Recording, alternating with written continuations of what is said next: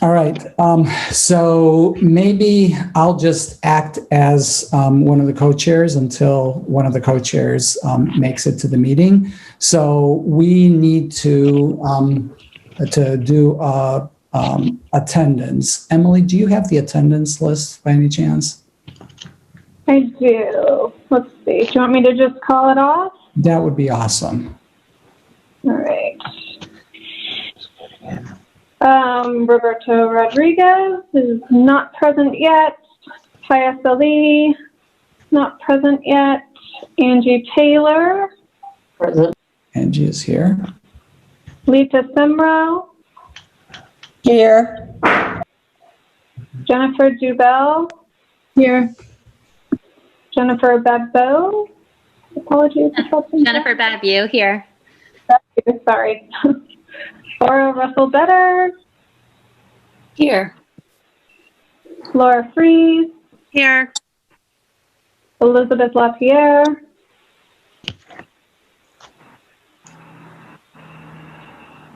She was here. I thought she was here, yeah. Christina Smith. Ann Delphine. Here. Sarah McMath. Here. Michael Loring. No. Javier Botana. Here. Doug Shorewood. Doug is here. I am here. Steve Stilson. Present. And that's about everyone I've got. So Elizabeth did join us. I don't know if you saw that. Elizabeth. LaPierre. Yeah. Yes, I've got She's here. you. And Laura, if you don't mind changing your name, because at least in my screen, you're showing up as Aura Russell Better.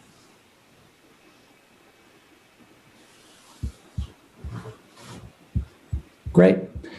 So we have minutes to approve, and I think we actually have the minutes of both the last meeting and revisions to the meetings from the previous meeting. So we might want to just look at those. I don't remember if they weren't included or what the reason is.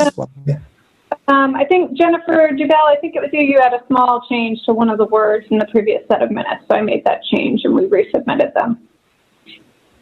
So let's just, let's vote to approve those minutes with the revisions that were made. So can I have a motion to approve those minutes?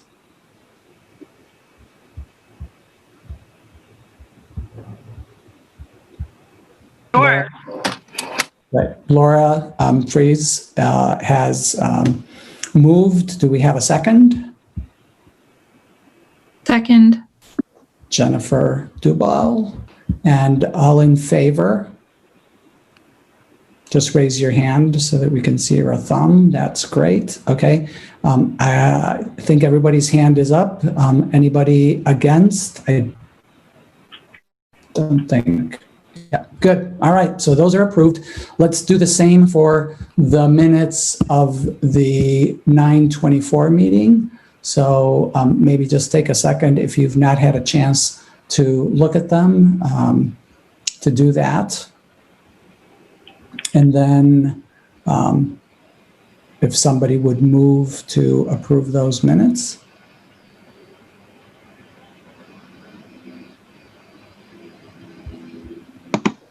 I move to approve those minutes. All right. Ms. Taylor moves to approve. Do we have a second?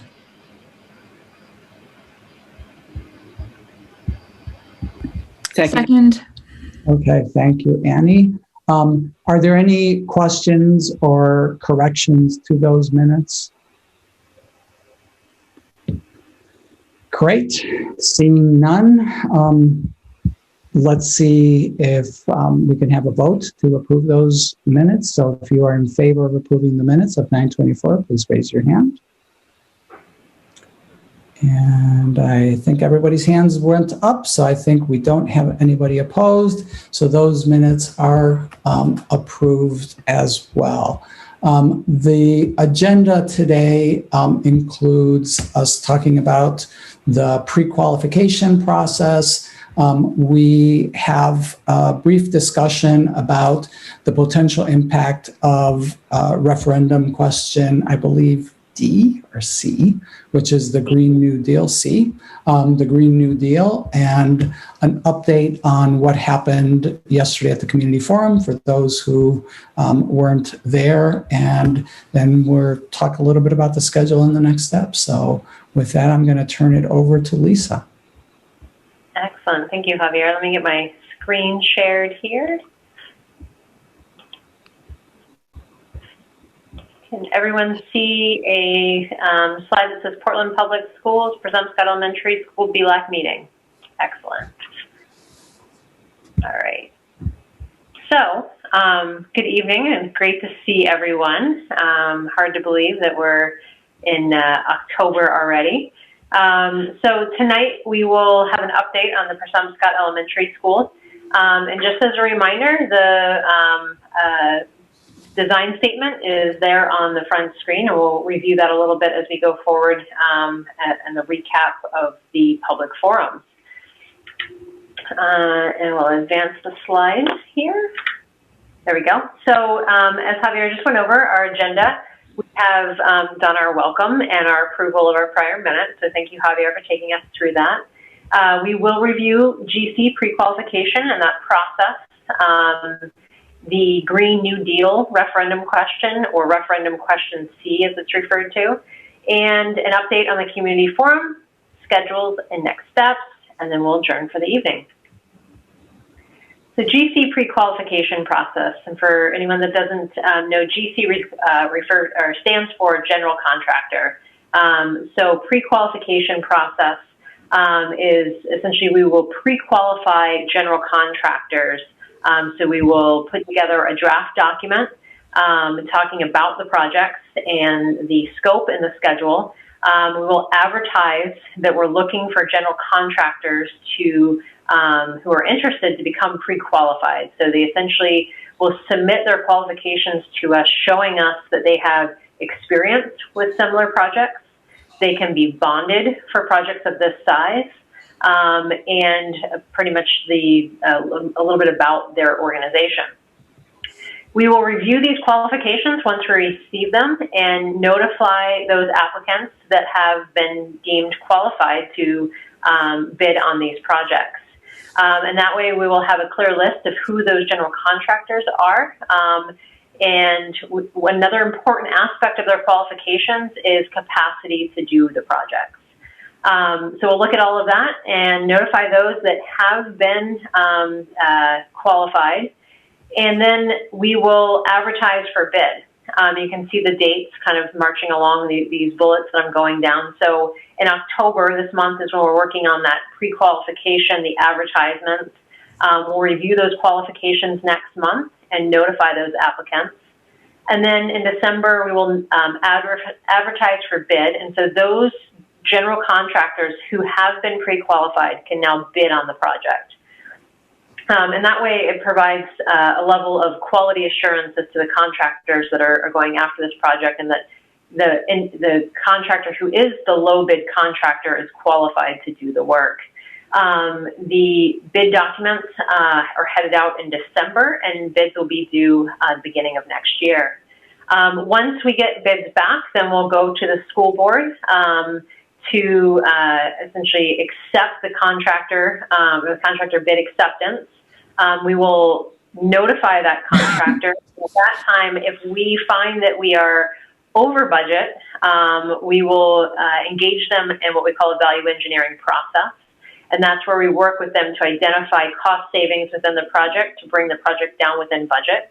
And at that point, once that process is done, we can execute the contract with the contractor. And that contract will be taken to the school board for approval in February. I'll pause there. Any questions on the general contractor pre-qualification process? Just out of curiosity, usually how many general contractors are pre-approved to then bid? So it depends on how many submit. So depending on the type of project, the size of project, and how many projects are out to bid at the same time will depend on how many we see. We can see anywhere from a couple to 10 is usually the range that we see. And going through the qualification process usually will deter those who are not necessarily qualified to submit. So usually those that do submit meet the qualifications. We rarely see those that submit not meet those qualifications, but it definitely gives us that extra insurance that those that are going after the project have the qualifications to execute the project. And are the 3 schools, I know we weren't sure if they were going to be all bid together, but are the 3 schools being bid together, or are they being done separately? Let me, That's- yeah. Go ahead, Lisa. I was just going to say that's something that's we're looking at this time, and we'll have further information as we go forward, but that's still under consideration. And let me just add a little bit to that, because we had a good meeting about that today. Our recommendation going to the District Advisory Building Committee will be for us to actually stagger in very short succession, but to stagger the 3. And, the team will be working over the next week to sort of outline the rationale, the pros and the cons that we weighed in making that recommendation, and that will be presented to the DABC at their next meeting, which is scheduled for mid-November. So right now, what we will be, moving towards is having those staggered by a month apart. And, I don't know if we have time today for Lisa, to maybe just outline sort of briefly why we're making that recommendation, what pros and cons are. Yeah, I can give kind of a high level of that, and essentially the reason that we are looking to stagger those bids is we've been in contact with several contractors, as well as understand different projects that are coming out at this time. And through those conversations, it would be advantageous to separate them into separate bids so that we can drum up more competition. And therefore, more competition means we will get more competitive bids. And the reason the staggering does that is so one goes out to bid, all of the contractors that want to bid on that and subcontractors can focus on that one project. And then let's say that they are not successful, they still have time to bid on the next one. And as you can imagine, as they go further down the list, if they haven't gotten one yet, their numbers get sharper and sharper, making sure that they can solidify at least one of those projects. We also, in speaking with contractors, a lot of them would have maybe some tough times freeing up 3 separate project managers, 3 separate general contractors at the exact same time to execute these all simultaneously as one GC. So by breaking it apart, it still provides that flexibility to do it as separate, or if one is successful at doing all 3 and they have that, then they can execute it in that fashion. But they all intend to start construction around the same time. It's just the bidding of them is spread out to try and make it as competitive as possible. Thanks, Lisa. I'm sorry to put you on the spot. That's okay. Any other questions? I think I see a hand raised. Hey, Lisa, I don't know if this is the time to ask this, so you can tell me if, because I think you were asking if there are questions about one of these items. My question was about, and I apologize, I can't remember which piece this was, but this was about coming back and looking at after, I think maybe a bid was accepted. It was a piece about what would we have to change, and I forgot the term. Value engineering. Value engineer. I was like, value something. Okay. So is that okay to ask that now, or should we put that? Yeah. Okay. No. So is that a clear, so at that point, do you have a clear plan about that, about what would be the priorities to keep and what you'd have to look at for the value engineering, or is that kind of, yeah. That's a great question. And the process we did at Lysis was we identified the contractor who was the low bid, and then we came up with a list that we then reviewed with the DABCs and the BLAC and essentially determine what those items were. On this one, we may want to be, we could be proactive and think about where might those areas be and have those conversations so that we're ready to talk about where would be the first areas to look. But it's a pretty dynamic conversation with the contractor because they see certain efficiencies and sort of how they might execute things as well. So we can have those conversations leading into it, but it'll be something that we kind of look at that time with each of the projects. And each project kind of will have their own budget that we're working within to execute that. Okay, so it does come back, or there is potential for it to come back to the BLAC before that decision would be made? There's that's a potential process.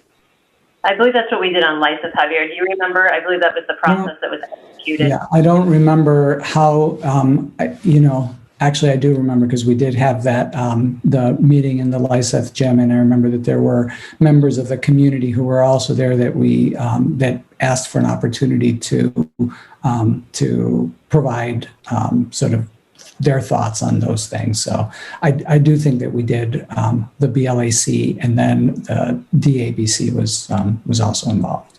Okay, great. Thanks. Special meetings that we have to call just due to time to make sure that we have time to execute the contract as fast as possible. But definitely something, again, we can have pre-conversations about it so we're ready. And then if it does happen, we'll be ready to kind of pull everybody together to have those conversations. Great, thanks. I don't see any other questions, so I will move on to the next slide. The Green New Deal referendum question. So there's been a lot of questions about this referendum question C. And so we'll provide a summary about this. A lot of questions came up last night as well. We've been having very active conversations on this and what might be the impact and exploring it in depth. So for an overview, breaking it down into two areas, how does it impact construction? How does it impact project design? And so the impact in construction, essentially the referendum impacts the requirement for contractors to hire a certain percentage of workforce as apprentices. And I believe it's 10%. And I think we've qualified further that if there aren't that many apprentices available, that may not apply, but essentially it's a 10% to provide apprentices in the workforce. The other requirement around construction is around wage rates to comply with state and local fair wage rates, which we'd already taken into consideration for these projects. And then the requirement that employees undergo OSHA training, which is a pretty typical in the industry. So the real thing that is new would be the apprentices, the requirement for the apprentices. In the project design, requirements for projects to exceed energy performance required by Maine Uniform Building and Energy Code, also known as MUBEC.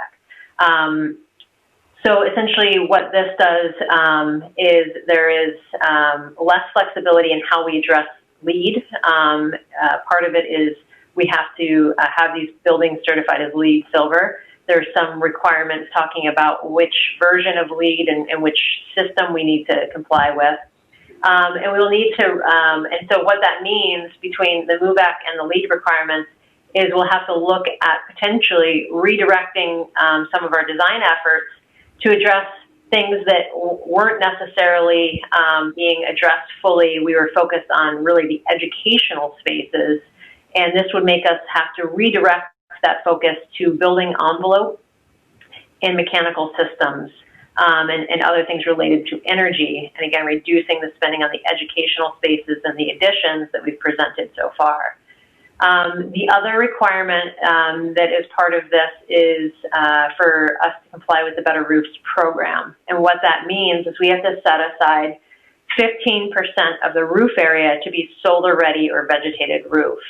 And so to provide added weight to any of the existing, essentially it comes down to weight. So we need to make sure that the roof can support the weight of the solar panels or a vegetated roof in the future.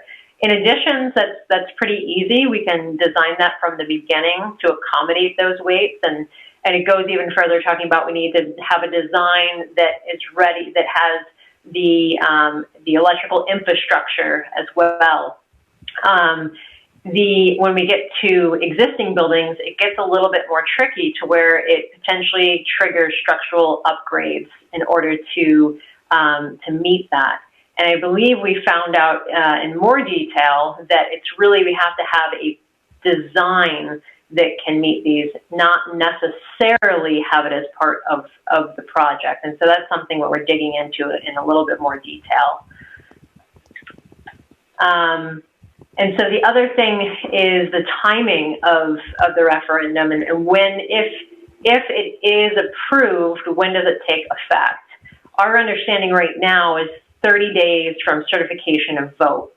And so then looking at what that means for our projects, and we'll talk about that in a second. And then referendum language does not say if there is forgiveness for projects already in design. And the language indicates that the director of planning for the city can forgive the requirements on grounds of infeasibility from a technical perspective, but does not specify forgiveness for projects already in design. So I think what we're finding is, if it is passed, is there anything we can kind of do within those 30 days to be able to get the project far enough along to where maybe it may not apply given the impact it's going to have on the overall design of these projects. So what are our next steps? We are actively consulting with legal counsel on the opinion of the applicability of this to our projects, as well as options available. And then we're looking at, is it even feasible to expedite our submission for the building permit? And so what we started to look at is, well, what would that look like? And so we have 3 projects. We have Presumpscot, Longfellow, and Reiki. And I can see a spelling error, so I apologize for that. But all 3 of them have different planning board requirements. And the planning board is important. I know we just talked about building permit, but before we can apply for the building permit, we have to have planning board approval. And so that is the first step. On Presumpscot and Longfellow, we've already submitted for those for the planning board approval. And there's different levels that each of those have to fall under. Reiki is a staff review, so it's a little bit different. And so those green bars that you're seeing on the screen really speak to sort of that process of the approval or the submission to the planning board. So Presumpscot is in both with the full application and conditional use. And so we're essentially just waiting for them to deem that it's complete and get us on the agenda. Longfellow, we've submitted both of the applications. We're waiting for them to request or confirm that they have everything, or whether we need to submit additional drawings, and then they'll be ready to put us on the agenda for that. And Reiki, we're talking to them about what they need to complete that staff review and how long that will take. So if we wanted to try and hit before that 30-day window, the sweet spot for having the workshop with the planning board, so it's kind of a 2-tier, it's a workshop, and then it is the approval, or the hearing, I should say. And sometimes they'll do those in the same meeting. It's really kind of up to them and what's on their agenda. We would really have to hit this sweet spot of early November, mid-November meetings. And so each of these diamonds shows where they have a planning board meeting on the calendar. And so there's a chance that we could get that for Presumpscot. It's a little less likely for Longfellow, and it's unclear with us, or for us right now on Reiki. It will be very challenging to make sure that all of them fall within that, so that then we can submit our building permit the week of the 23rd and have it under substantiative review, so that they feel like they have started the review, everything's in there, and it's in the process. That would all have to happen by the end of November, essentially, because early December would be when this kicks in. And so more likely, and again, we can't really control what happens in this planning board approval line here. I shouldn't say more likely, but maybe a little bit more traditional process would be that they would actually fall more in sort of the mid-December timeframe. So that's kind of an overview of how that might look if we try to expedite that process and try and hit before those 30 days. And we're still trying to work out whether that's even a viable process with this referendum question.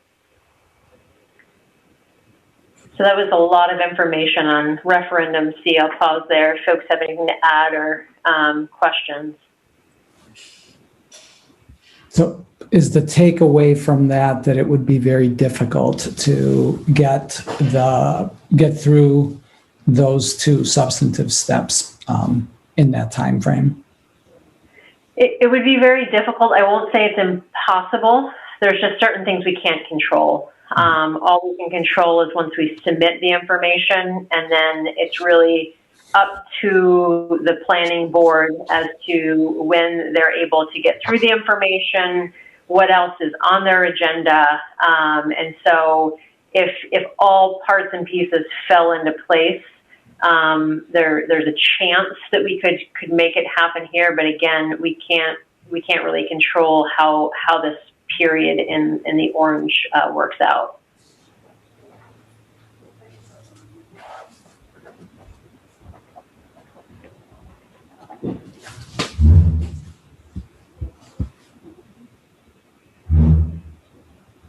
But like we said, we're in active conversations trying to understand as much about the detail of this referendum and how we might be able to navigate it. But it definitely is looking like it will be a challenge for us to get within the 30 days. And so we need to understand if it is going to apply, and then if it is, how it's impacting our project. And what it looks like from what we can tell is it has an impact on how we allocate the scope on these projects. I see that Aura has her hand up. Yes. So I have a couple questions, Lisa, which, of course, just what you can answer or who could help us with this. I just don't know the process with planning boards, is there some way to try to get things expedited, or it really is just, as you said, like it's on the schedule and it's just going to kind of be whatever day they can get to it? Like, what is that process usually? Yeah, we work really closely with them. Frank Crabtree, our office, our civil engineer, is on the phone with them quite a bit. And so he's having active conversations with them to see what at all possible can we do. And so it really, once we have the information in, it's about when they feel that it's complete and they can get us on the agenda. And so we'll continue to advocate to get on the agenda as soon as possible. But we can't guarantee that we'll get on the agenda in that window. Okay, and then I'm sorry, did you say that they're asking for more? There's back and forth because there are things that aren't, that they're needing to have more information, or what is the part that you said about the back and forth? So we submit our application, and then they say, okay, here's the link to submit your drawings. So we've done that. So for Presumpscot, they have everything. They review things and they say, yes, it's complete, we'll put you on the agenda. So we're just waiting to hear that on that one. Gotcha. And then on Longfellow, we've submitted the full application, and we've submitted and they've asked for our drawings, so we sent that, and then conditional use is a separate application, and we're just waiting for the link for them to send to us so that we can either resend the same drawings, or we have a call in to them to say, do you really need us to resubmit the same drawings for that, or do you have everything you need to get us on the agenda? On Reiki, it's a staff review, so it doesn't go in front of the planning board. So what that means is they get our drawings and they review them, and they determine if they have what they need, and then we essentially get approval from the staff.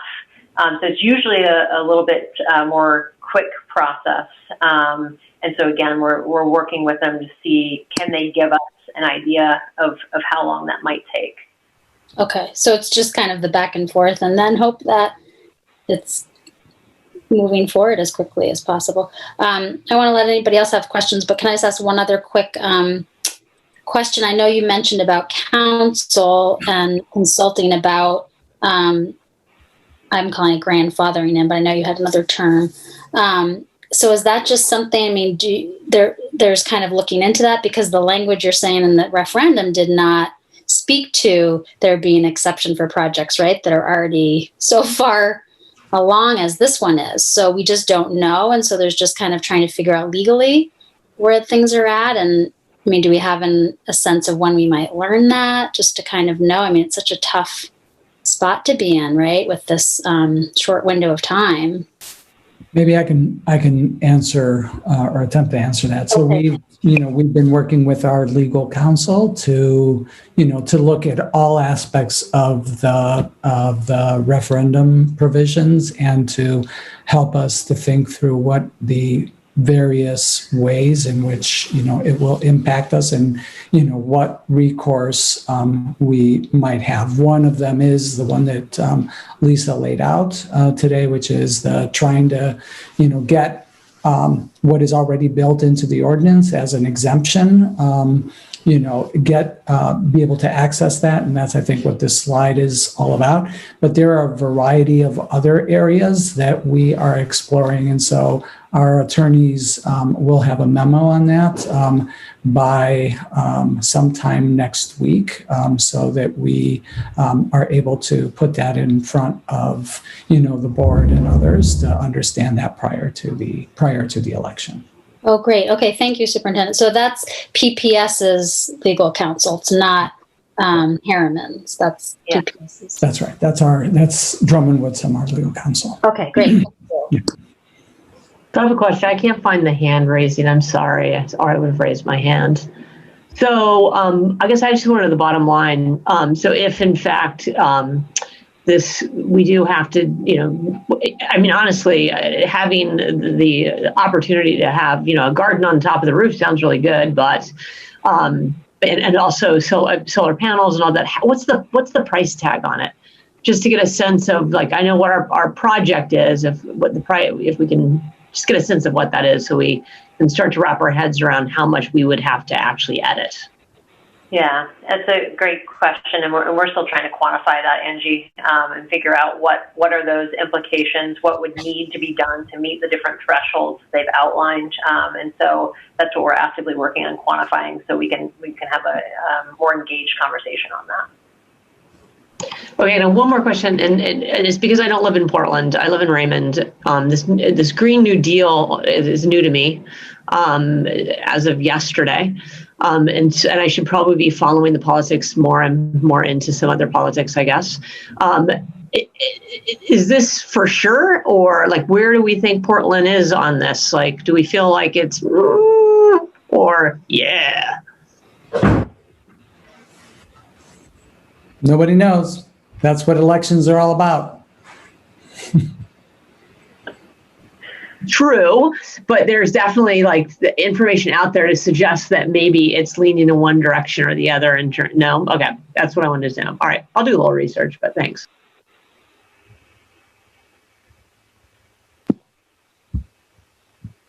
That's a natural question, by the way, Angie. You're not the first person to ask it, so don't feel like we're shutting you down. Just nobody really knows.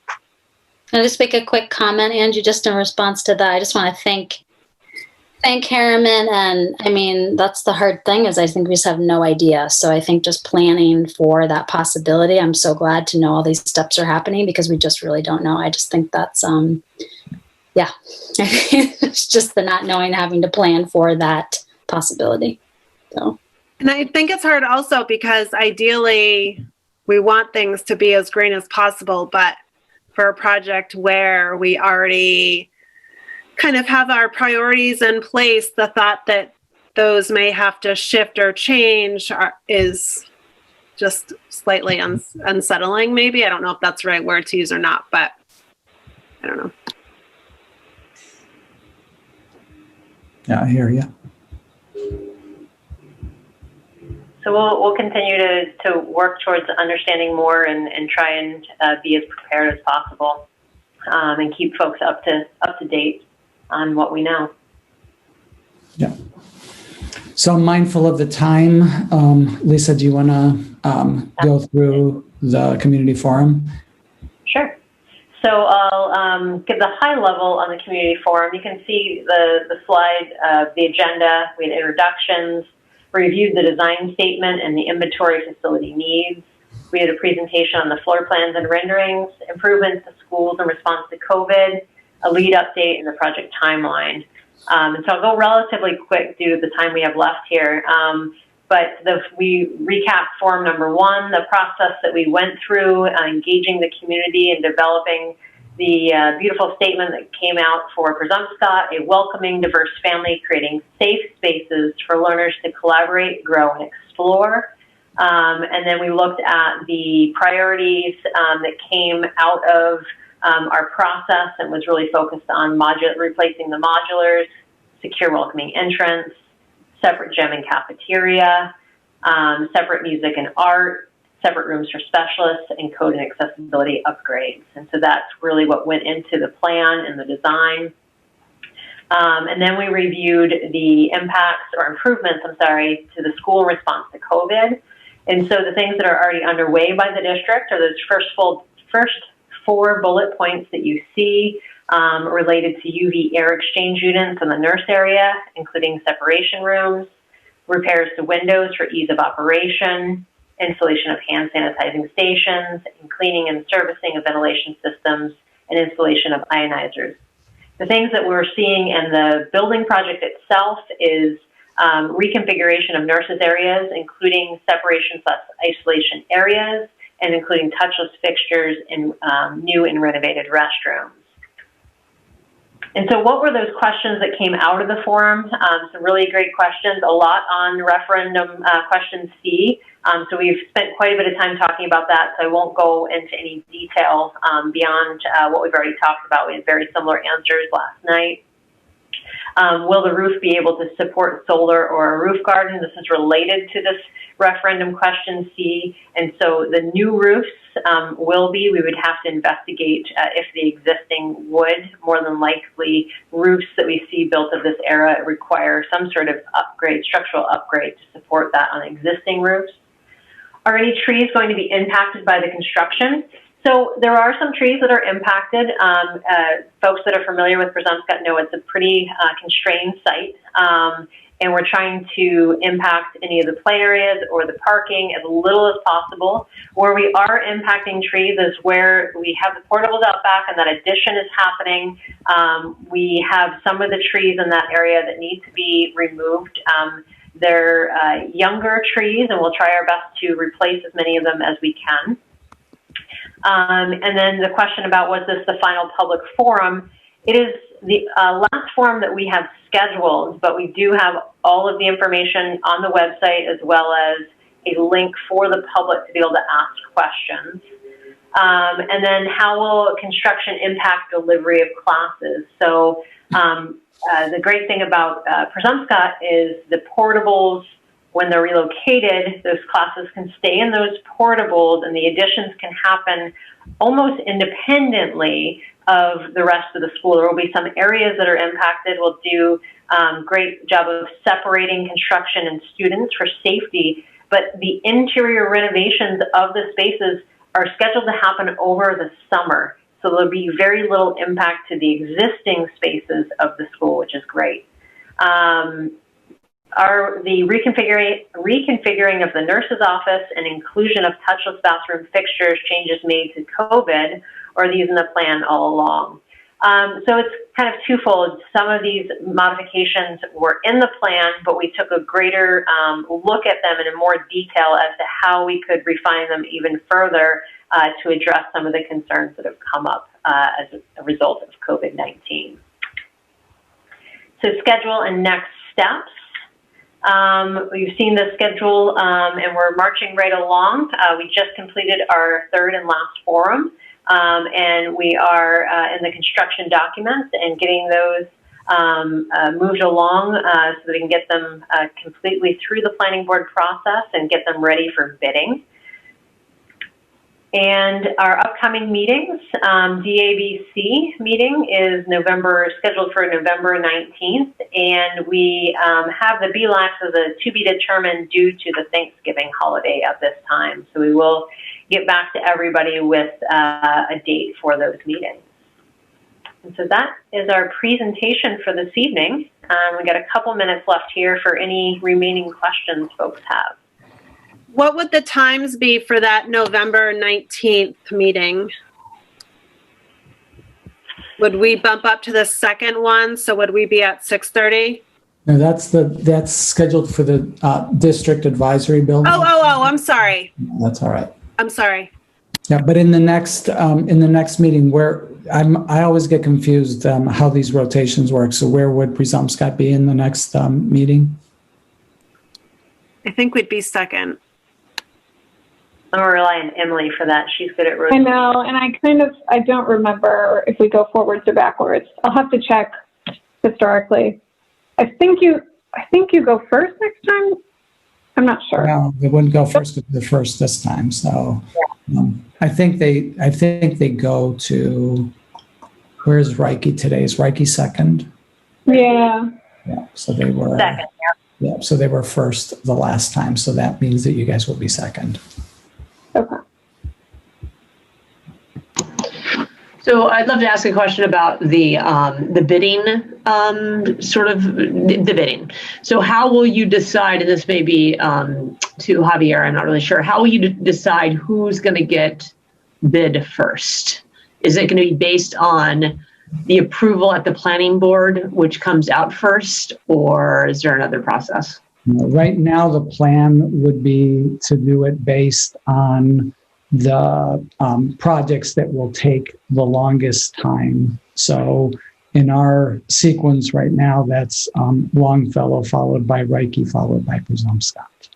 So in this scenario, it would be something like, December, January, and February for the bidding. Again, as Lisa mentioned, the three projects would virtually start at the same time. It's just, so you might miss a month.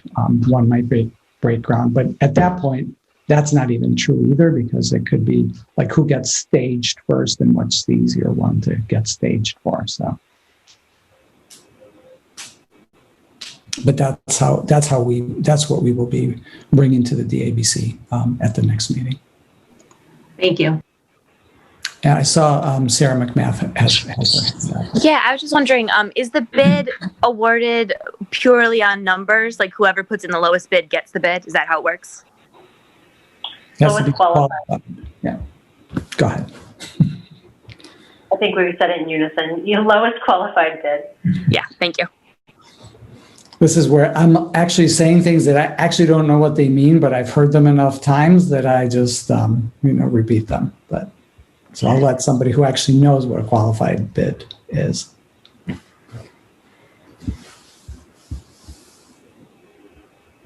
Any other questions?